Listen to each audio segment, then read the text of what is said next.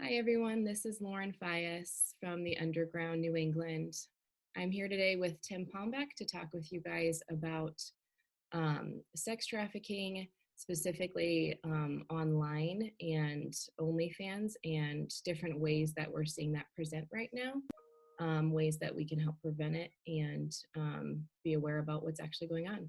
So, thank you so much, Tim, for joining us today. We're really glad you're here. For those who don't know you, can you just give us a little background about yourself? Sure. It's my pleasure to be here. This is a subject matter that's very important to me. A difficult one I wish we didn't have to talk about, but we do. So I'm a professor at University of New Haven, and one of my jobs, my most favorite job, is the executive director for our Center for the Forensic Investigation of Trafficking in Persons, which is a really big title, maybe a bit cumbersome. What we do in a nutshell is use technology, forensic tools. Sometimes that's rapid DNA analysis. Sometimes it's analytic tools, whether it's in the open source media or the dark web. We'll use tools to help in the battle against human trafficking.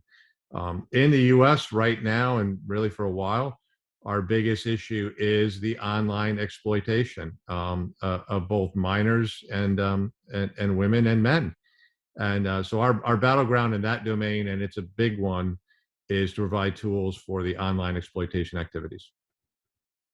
Excellent. Thank you so much for being here to talk about that with us. And I know you've been in this work for a long time, like a decade now or more, and I know you've watched the shift happen with the internet and with social media apps. Like Polaris is talking about a 45% increase in online sex trafficking with COVID. I'm curious to hear from you how you're seeing that play out, over the past decade, that change, and what you're seeing right now that's different that makes that online component the focus and so concerning. Right, and you're spot on. Right, this is a big problem. It's much bigger than people know, and it's in everybody's backyard. I mean, this is now pervasive. This is not, oh, it's a runaway child on the street. It is that poor child, but it's also your kid as well.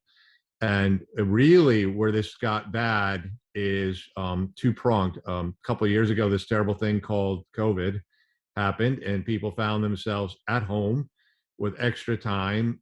Everybody upped their online activity and presence, and then the evil people, and that's just what they are, who make a lot of money in online exploitation, learn some new tools and some new tricks, and so now we have this genre of what we call live streaming, and this is online activity which is involving, for many of you, your children or our children, right? As society, they're all our children, and that is so problematic because it's a technical problem. That's the stuff I really worry about for us to investigate and monitor.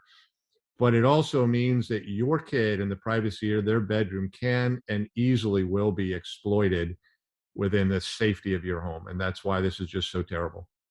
Exactly right. And can you explain a little bit for specifically for the parent or youth worker audience listening in? I know a lot when I do awareness events, there's a general gap in understanding between the sensationalized Hollywood version of trafficking and the actual reality of what it's presenting. And it's an every awareness event conversation that I need to broach, that we're not talking about a white van, we're not talking about abductions. That's a point zero zero something statistic. That's not what we're talking about. And so parents tend to, in our region of the United States, but I would say pretty broad scope across it, have this misunderstanding that if their child's not been grabbed into the back of a van and lost one day, that they're fine. And that misunderstanding is actually perpetuating this exploitation. And so could you just give like a broad scope of what you mean when you say that in general, our children as a society are at risk when they're at home in their bedroom right now online? Can you give us just a snippet of what that means? Yeah, and actually is a very great point. And I'll use a term of art, and it's good to understand some of these terms of art. And grooming is the term.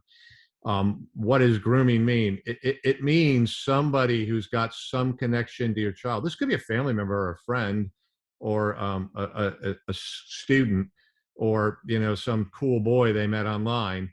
It could also be a stranger who's just gotten really good at at um, at selling them and convincing them. It could also be what they call online influencers, or recruiters, and that's really what I've seen a lot of. Most of my work has been aimed at it is solely at a platform called OnlyFans, because it's so large and so overwhelming. If you don't know anything about it, go ahead and Google it.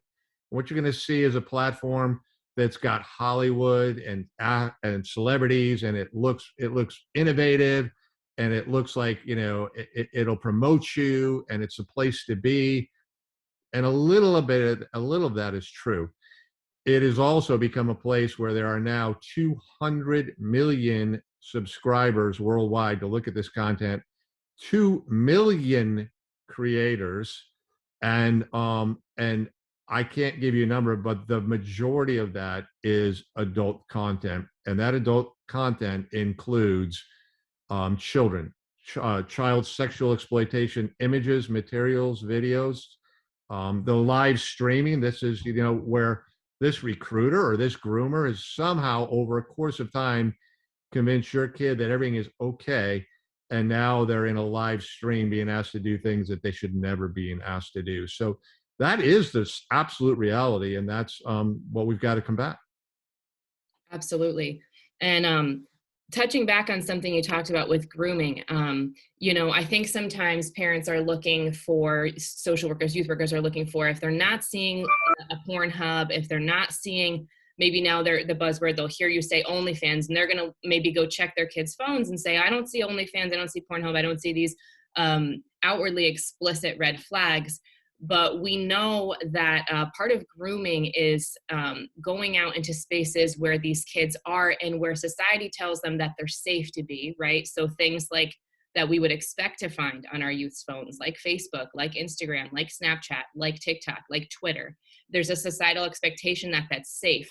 But I know you have a little bit of an understanding of how that's not safe because of grooming, how these are highly trained people that are entering those spaces that are perceived as safe spaces to then pull children into higher level things through something called grooming, such pulling them up to things such as OnlyFans. And that's spot on. So, look, the reality is, if a parent and you should be looking. Bottom line, you should be looking, right? Whether your kids want you to or not. If you find an OnlyFans account on your child's phone, it's probably too late. Now, it's never too late, but they're in big trouble. You are not at a starting point. You're at an end point. What a community like OnlyFans does, which makes them so nefarious, is they don't have an ad. They don't advertise OnlyFans. They pay the recruiters to live in spaces like TikTok, Instagram, Snapchat, Twitter. You ever hear of them? So have your kids, and they do have accounts there, and probably many of you have approved for them to have accounts there, and probably many of them are actually just doing okay things there. The problem is that's where the recruiters are, the groomers are. And so let me give you an example of how this works. So a groomer sees a 14, 15-year-old girl with her friends at a beach, having a great day, pretty innocent, right? They're wearing bikinis. I guess that's right. That's fine. But then the comment goes, "Hey, you're really cute, and people would know you and like you, and we could help you be relevant in your communities and get some followers, and that's going to help, maybe your college application or get a job. It's going to teach you all kinds of things." And so, yeah, sure, like, great. And so they share a picture, start a communication, direct messaging, and the next thing goes, you could come on over to a site like OnlyFans and become a creator. I'll help you. I'll teach you how to do that. And then you can make some money, like, just being you, like, kind of modeling, right? And so then they do that. And the next thing then that goes into a live stream. The next thing would you like $100 for the weekend? Like, wow, yeah, okay. All you got to do, you're in your bedroom, just take your shirt off if you don't mind. And there we have it. Now, what eventually happens is something called sextortion, and that is now where once a child, this person's crossed that line, and they obviously don't want people to know about it, they become vulnerable, and it goes like this: "Hey, I want you to do something more." "Oh, no, I'm not going to do that." Well, yeah, you are, because if you don't do that, I have your friends. I know who I can see who they are on Twitter and all that. I also know who your parents are. I can even figure out who your teachers are, and they're all going to get an email and a link to the picture you already showed me, unless you comply with what I do, and that's called sextortion, and it's real. This isn't fantasy. It Mhm. happens a lot, and so now you say, how did my kid, the way I raised them, a good kid, right, with moral values, end up in the position they're in, and there you have it. Yeah, and that's a really good point and something I think is really important for parents listening in. This is not this sensationalized image of like this is just kids that are in foster care, runaway, in difficult pockets demographically in terms of poverty. This is everywhere that we're seeing this pop up in every single town, middle class families, two parent families. That is there, and part of it too. You know, you talked about one of the grooming examples, but there's a lot of loopholes, and one of the biggest ones is even something as simple as someone in a vulnerable demographic, like an age bracket, let's say 8 to 16, 8 to 19, being online and saying they're lonely. And how many of our youth are lonely right now and they just want attention and they just want a friend. And that comments as simple as that can get a groomer. These are highly trained people that know what they're looking for. They're looking for vulnerability flags. They're going to go in. And it's not always this scary thing right away, and that's why your child, or if you're a youth listening, you might not have realized it, and that's no shame on anyone. It's actually looking just give you the information you need in order to be equipped to stop it and see red flags, either yourself or for the kids you're working with or your own children in your home, because this is a very highly trained organization and very highly manipulative um, movement right now, and it's very deceptive. And so it could be a something, you know, you need to, it's not just a male always we're talking about going after a teenage girl. There's tons and tons of boys being trafficked. You need to look at your son's game rooms. There are traffickers in game rooms at high rates right now. You know, you need to look at um, your daughters as well. You need to look at TikTok, and you need to look at their female friends. If all of a sudden they have a new female friend, there's recruiters and groomers that are female as well. So we need to keep an open mind that when we're talking about this, you know, something that you're helping us realize, Tim, is that this is not this sensationalized, like this is only going to happen if your daughter is posting pictures of herself in a bra and looking for it. It's not the reality. It's your son, you know, playing live video games, who all of a sudden has this guy that's his friend, and they start talking every day, and then they get to be really good friends, and then this guy finds out that he feels really lonely, he doesn't have any friends at school, and then there's an in, and your child's vulnerable. The same thing, your daughter's in a fight with her parents, and she's, you know, whatever, decided to move out, and she wants to make some money because she wants to go and do Broadway, and boom, someone comes to her and says, well, I have connections in you know, Manhattan, I can help you get on stage. You know, trust me, I know you don't have anyone, I'm here. So this is a very pervasive thing, and like you're saying, Tim, which is huge, is that the way that we're seeing this start majority is online. So the spaces that we ourselves as adults are every day, and but so are our youth, who are highly vulnerable. Um, and so, you know, can you give us a couple, as a society, whether we're parents listening, youth workers, or youth ourselves, some preventative factors of, you know, I think one of the things that's scary about this for parents to hear is all of a sudden it applies to them and they feel really out of control and afraid, like they don't know what to do. But part of what's so incredibly crucial about the work folks like you are doing is that you're putting in the background time to say, well, actually, we know how this is happening. We know where it's starting. We have the information to tell you what to watch for. And that does actually put the control back in our hands as a society if we're willing to acknowledge what's going on, to care about it, and to get involved. So can you give us a little bit of sort of some actionable steps about what we're looking for, what we're watching for, and how to help prevent this? Yeah, absolutely. So one is just your awareness, right? So parents need to be aware, and this is great. You're doing this today, and let everybody know, if you think you're immune, you're crazy. And again, a lot of this happens because somebody's friend was dragged in, and now they're being called over as well and groomed even by their own friends. So it can and it will happen anywhere. The other, so what does a parent need to do? A, educate yourself. B, look at your, talk to your kids. Like, I know it's an uncomfortable conversation, but you got to do it. And then make a deal. Like, say, I just want to. You got to tell me where are you at? What are you doing? why are you doing that? And find a balance between giving them some level of privacy and letting them know that and at some point you can and will check. And so maybe that will make them feel like, I should never do any of this stuff. Another part we haven't talked about, and I think it's really important, at the end of the day, protecting potential victims to me is my highest priority for sure. But behind that, and helping them then become helped, right? It's a long road to recovery. So that's the number one most important thing, right? Survivors deserve everything we can give them. Mhm. But we all have a responsibility to try to stop this. And part of that is on the demand side. And you know what? And again, I'll say young men, but it's not just young men, but teenage boys. Um, you got to have that conversation with them as well. You know what? It's not okay to share pics of a classmate. It's not okay to go the extra step in your Twitter account or Instagram. This is harmful. It is harmful to you. It's actually harmful to the boy as well, as whoever's being exploited here. But that's the other part of the equation that often we miss. Like, the monitoring goes both ways. Mhm. So that needs to happen as well. Finally, and this is a reality, and I spend a fair amount of my time in the lobbying world. Um, uh, our legislators are pretty good at saying things and trying to say we're against this. I do not believe they've done enough.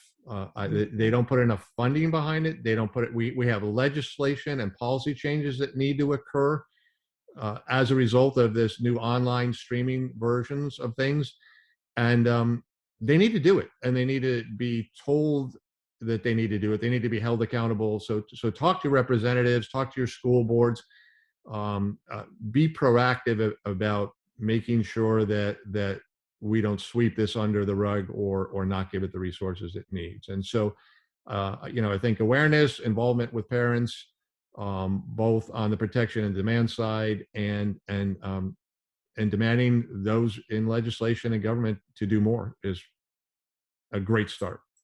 Absolutely, absolutely. And I think some of, like, topically what you're hinting at is the fact that of how difficult it is to distinguish something called CSAM, which is child sexual abuse material, and consensual adult material.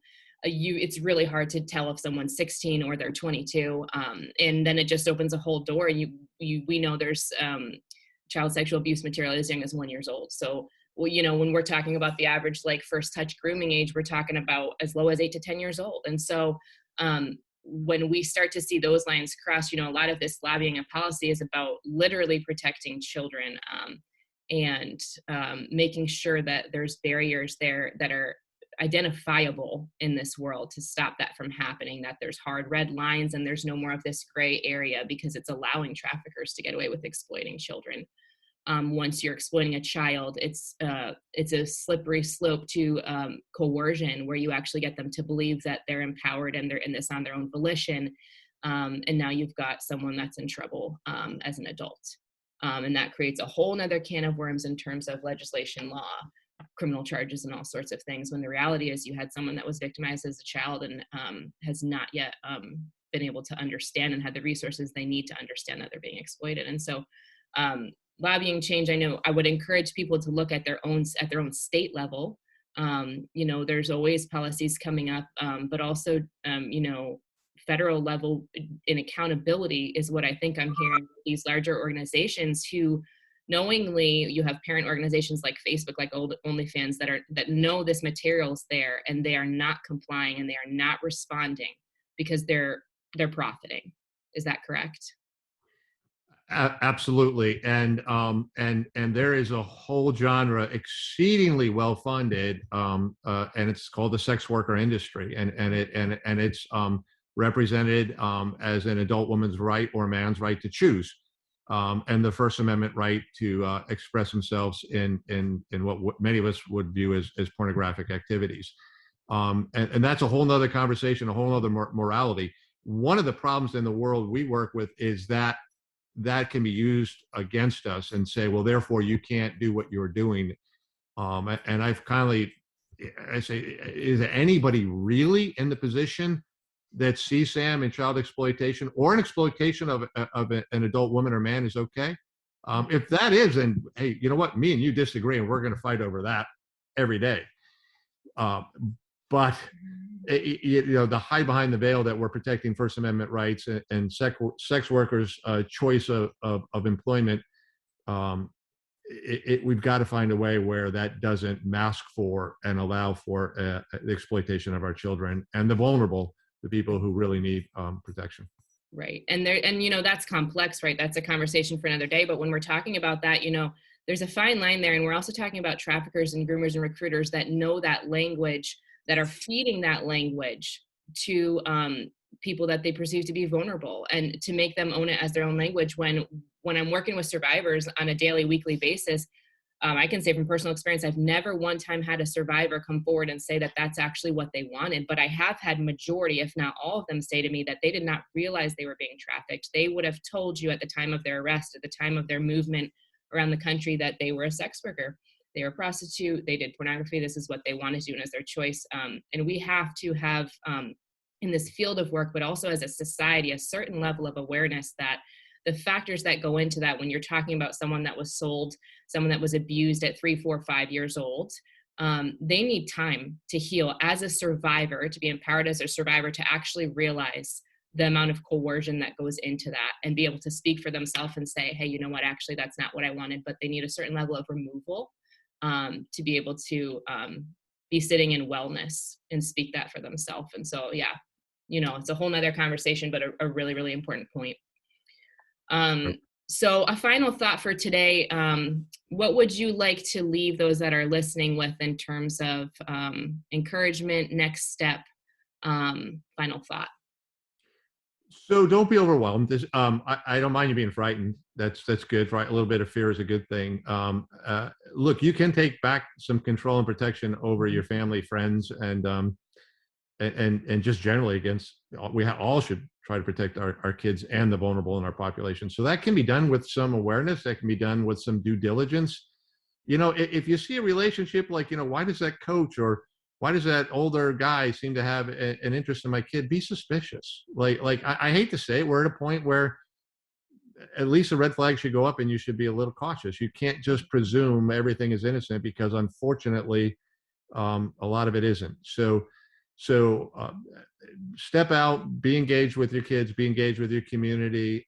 Understand this is a real, legitimate threat. Unfortunately, I'd like to say that everybody is safe within their castle, the confines of their home. And I think one of the worst things that happened is that veil's been broken in our current culture. And it's horrible to tell somebody that you're not safe within the confines of your bedroom. But if you're there with a laptop and a phone, you just may not be safe. So be aware. Absolutely. Absolutely. Well, thank you so much for coming out and talking with us today, Tim. I really appreciate it. I know folks in the community really appreciate having just an understanding. I think we all are aligned in the fact that we want to keep our kids safe and do what we can. And, I appreciate that note of just encouragement to folks that you are in control. This isn't outside of your grip, to protect your kids and the youth you're working with, and to the youth too, to be empowered that you can know red flags and you can have a social life and have friends and still keep yourself safe and keep yourself free. So I really appreciate that. We've got some more talks coming up this next week about internet safety. So feel free to join us then, and be well, everyone. Thanks, Tim. Thank you. Have a good day. You too.